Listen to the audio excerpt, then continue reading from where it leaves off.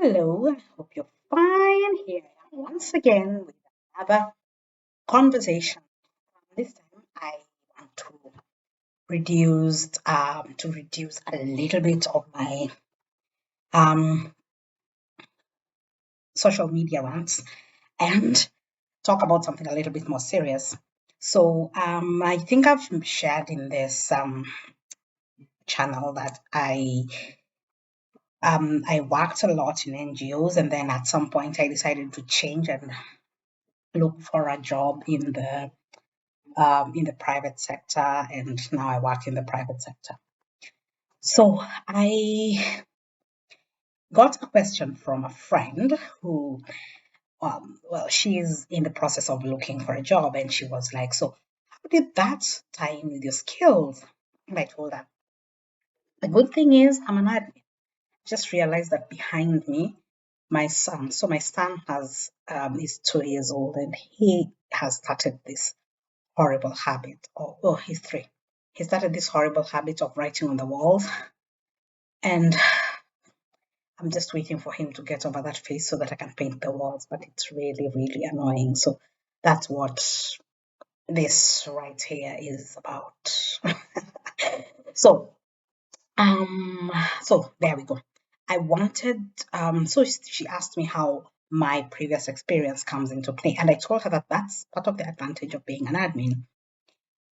When you are in admin, it's the same thing. Well, it's the same tasks that you need to do, whether you are the executive assistant of um, director of an NGO, or whether you're the executive assistant of a pharmaceutical director, or whether you're the or a CEO of a toilet paper manufacturing company. Everything is exactly the same. The tasks are still the same, the challenges are still the same, everything is exactly the same.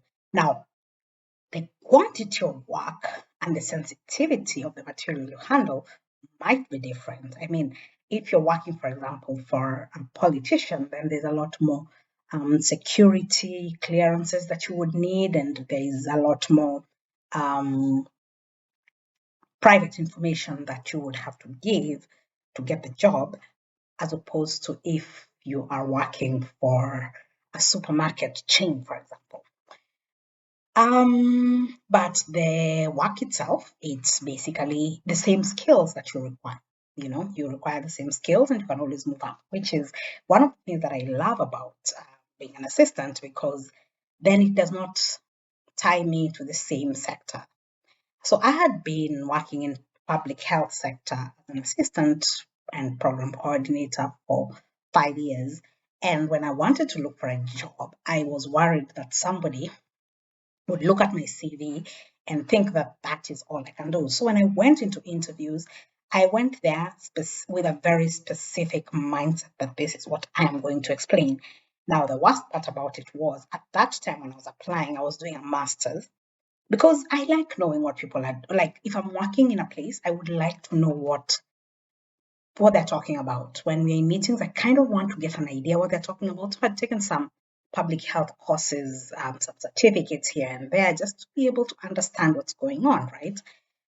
At the time, as luck would have it, I was doing a master's of arts in public health administration. And it was basically, it was not it was not an MPH as such. Like, with that, you are not going to come out of it with knowing details of public health, but you would know how to run a public health institution. Get what I mean? Yeah. So I started I had started doing that. So there's only one course actually on public health. Everything else is just standard management. And when I talk, so when I was being interviewed, that always kept coming up whenever I was being interviewed by non-public health places, and they told me, "So what about this? You're in the process of doing." And I told them that, listen, it's just a management course. The only difference is the thesis is on public health. Like, you would need to do a thesis based on a public health environment. And the reason why I chose that was because I also didn't want to strain too much. So I needed something that I can actually use real life examples that I day to day. So I don't have time as a parent and a full-time job.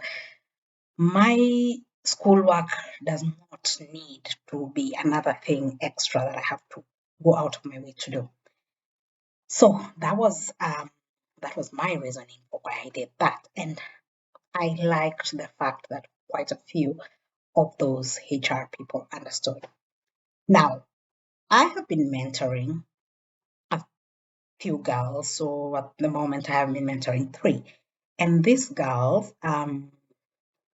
two of them are in Kenya and one is in Switzerland. And they're all very young in their careers and they're all just starting up. And one thing I have realized is they are getting very frustrated with the interviewing process.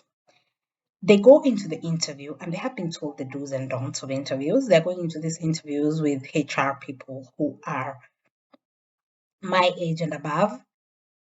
And yet, so they feel like they have to lie about who they are for them to be able to get the job.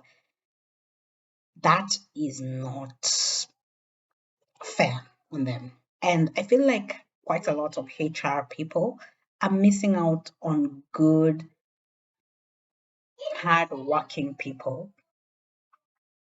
when they good, hardworking, and potential people with real potential when they decide to choose to go the old-fashioned way of this is what you studied, this is what you need to do, that is how you need to do it.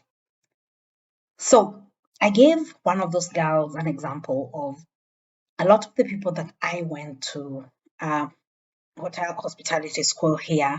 We finished hospitalities. People went different countries, and I remember many of the ones who went to Kenya and were applying for jobs in different places, not necessarily in hotels. They were applying for jobs in different places. And they were like, yeah, but what does your degree in cooking have to do with being in the bank? And they're like, okay. And then you consider the fact that here in Switzerland, they send their like customer relations people to go and study hospitality so that they know how to handle clients and stuff like that. So it was just it's also a cultural thing. And when somebody feels like they are being put in a box, and one thing we need to realize is people like the world has changed. Younger people who are getting into the job market, many of them, what they studied and what they are really good at are two different things. They studied what their parents wanted them to study, but they're really good at probably something else. And that is what we are missing out on. We are missing out on giving them the opportunity to do what they're really good at because we want to make them do what they studied.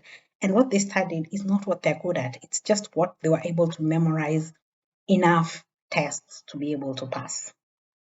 See? So one of the girls made me laugh by telling me that, the funny thing is when I walk into an interview, I can actually interview myself because I know exactly what questions they're going to ask. Tell us your background. What your strengths and weaknesses? Why should we hire you? Where do you see yourself 5 years from now? And I was like, because I have been in an interviewing panel, and unfortunately, those are the kind of questions that I was asking. And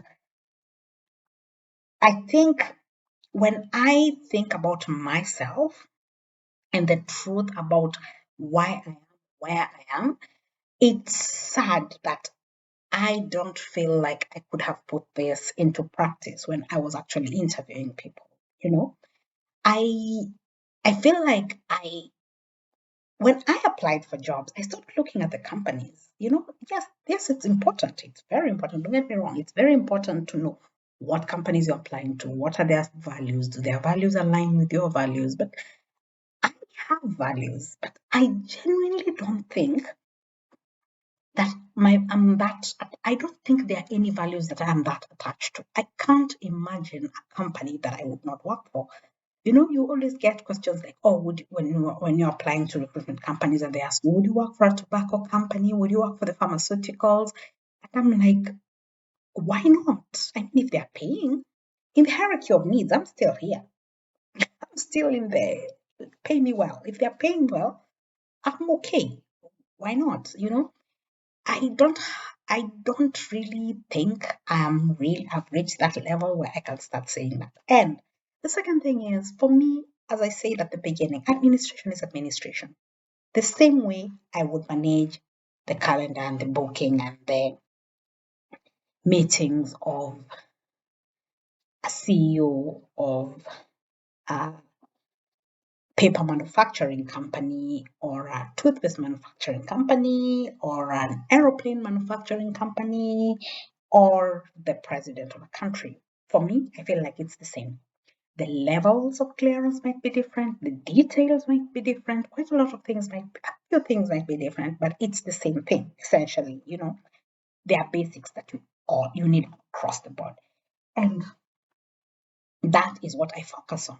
And I hope that very many people will reach a place where you actually love what you do enough that the surrounding of how you do it does not really matter. Because I feel if you actually love what you do, you cannot be in a talk. Well, I mean, of course, if the company is toxic and all that, that's a different story.